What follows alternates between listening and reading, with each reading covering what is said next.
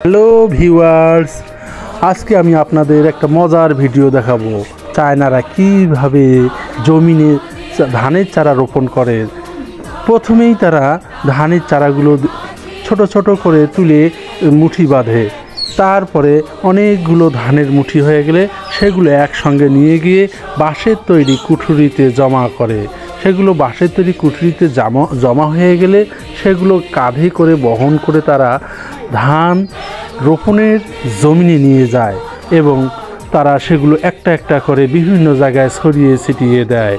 ছড়িয়ে ছিটিয়ে দেওয়া শেষ হয়ে গেলে তারপর তারা কয়েকটি করে ধানের কাঠি নিয়ে তারা ধীরে ধীরে রোপণ করা শুরু করে।